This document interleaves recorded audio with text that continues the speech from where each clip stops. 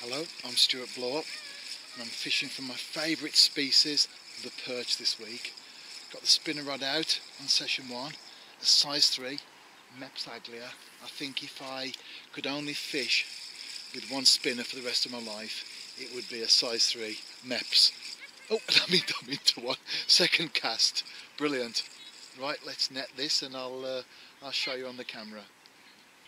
And as you can see, on this occasion I'm using one with a gold spoon.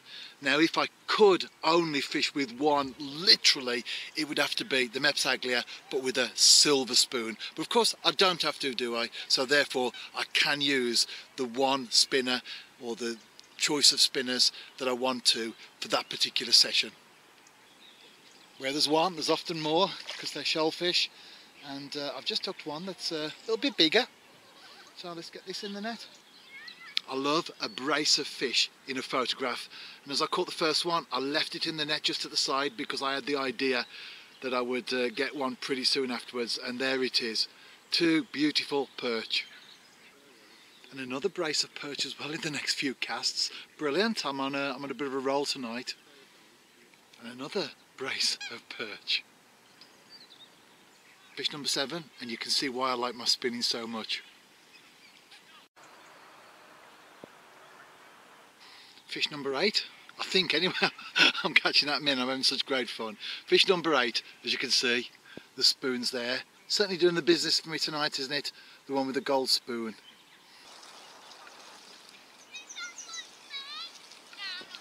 And there you saw that one being played. Well, you saw the rod. Oh, a bit lively, that's why you have to get down when you show a fish to the camera.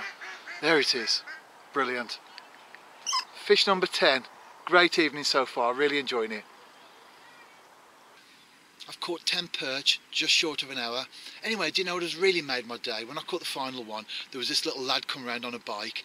Never been fishing before, started talking to me. His parents were there, so that was okay. And I gauged the parents, that's important, isn't it, in things like that. You know what it's like these days when you get talking to youngsters. Anyway, they were fine, and when I caught that final fish, I could see he was really excited, so I said to his parents, is it okay if he holds the rod? And they were fine with that. So he held the rod and played the fish in, so his mum even took a photograph of him with that fish. So it's great that I caught those, but it's even better really that possibly I've introduced the next John Wilson, the next Matt Hayes, the next whoever to the fishing world. You never know, do you? I do enjoy fishing for perch. They are my favourite species after all. Anyway, I've decided to change method, stick with perch but change method, and I'm going drop shotting down the canal. But before I go, here's a short clip of some other sessions that I've done spinning for them so far this week.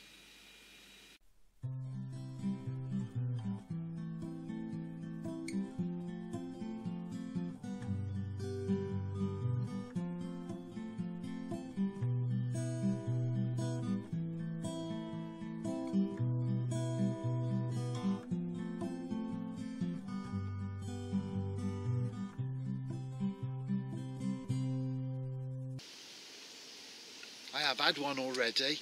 We're well into dusk now, just a short session, about an hour, but I was talking to a passerby at the time, so I didn't record it. I've had 2 or 3 half-hearted plucks as well. I do get the feeling tonight that the fish aren't particularly ravenous. You know, they aren't going around in shoals devouring anything that they can find. So what you have to do in circumstances like that, like all sorts of fishing, you have to try to tempt the fish into taking your bait. In the case of drop shotting, that's a little bit easier than when you fish a static bait, because of course you're moving, in my case a little rubber minnow up and down in front of their noses, hoping you'll get a take. It's a bit like, I think, when we're not hungry, we're not thinking about food, but we walk past a fish and chip shop and we smell the odours coming out and we think to ourselves, I'll tell you what, I think I'll have me some fish and chips. And that's what I'm hoping that will happen now with a perch that I'll be able to capture on film. I'm having a dusk session, as you can see. The clarity's not very good. Anyway, I've just walked into a perch. I'm right by a bridge, by a lock. The boats have gone home for the night now, so it's nice and quiet.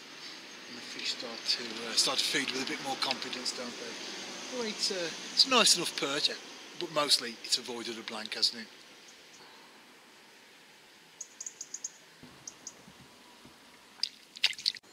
If you've been following my blogs recently, then you'll know that I've been doing some stuff with the New Saints, the Welsh champions, on the radio station that's been launched this season. I'm really enjoying it. In fact, I'm off up there shortly, but I've dropped off onto this canal to do some drop shotting for perch. I haven't got a clue what's in here. I haven't got a clue about sizes, species, stock levels, anything at all, but one thing's for sure, in the hour that I've got to fish, I'll definitely enjoy myself. And if you'd like a shout out on the radio show, then you can tweet TNS during the games, or you can contact me beforehand, and we'd love to give you a mention. Here's a short clip of one of the earlier shows we did in the season, and while you're listening to it, I'll show you some footage of the canal that I'm about to fish now. Who's just arrived? We've already mentioned him a few times. It's Mike Harris. Now, Mike, before we start talking about TNS, my youngest daughter's birthday today, Miriam. It was your birthday. My wife's listening, so I don't get talking about my bird. But my youngest daughter, Miriam, it was her 21st birthday today, and I said, when I do the interviewing tonight, I'm going to ask the chairman of TNS to wish you a happy birthday. So, no problem. Miriam, a very, very happy birthday from the New Saints Football Club and myself, and we hope to see you here one day, and your dad's doing a great job on the mic. So we'll get you here very, very soon. I'll pass you back to him now. Thank you, Mike. That's very much appreciated.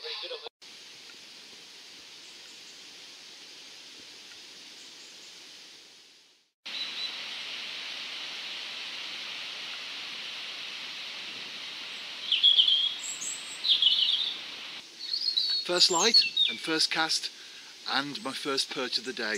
A brilliant start.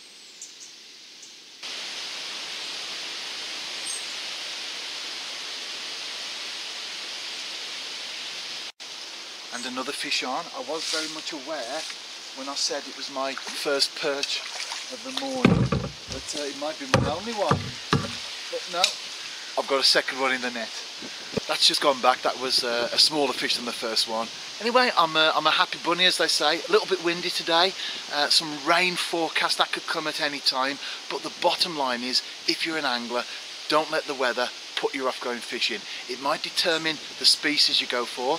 It might determine the method you employ.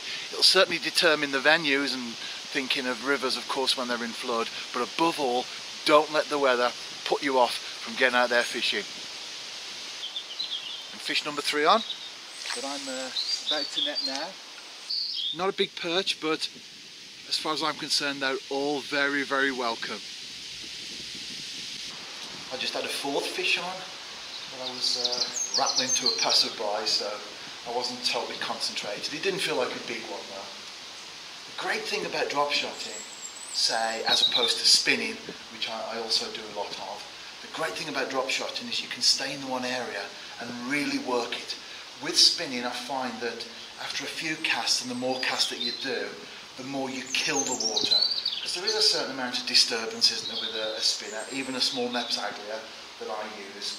But with drop shotting, there's minimal disturbance. You're creating no problem at all, and you work in such a small area that even in a swim or a peg, as we call it, you can spend a considerable time and cover that thoroughly. I love it.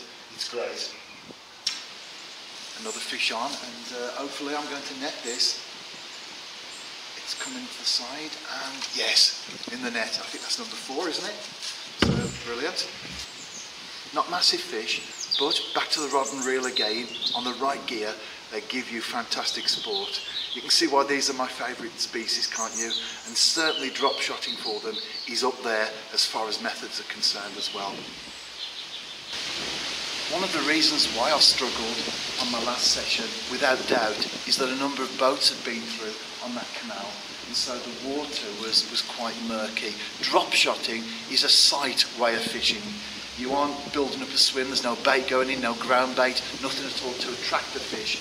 And of course, compared to spinning, even with a little Mepsaglia, there is a certain amount of vibration in the water, and of course you do cover much more water as well when you're fishing. So it's not really for murky conditions, and that's why, obviously I'm in one of my favourite spots anyway, but that's why I'm doing okay this morning, because boats do come up and down this canal.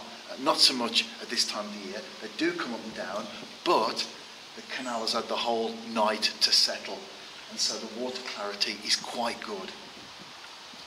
Another one on the bank, and they certainly don't have to be big to be beautiful as far as I'm concerned.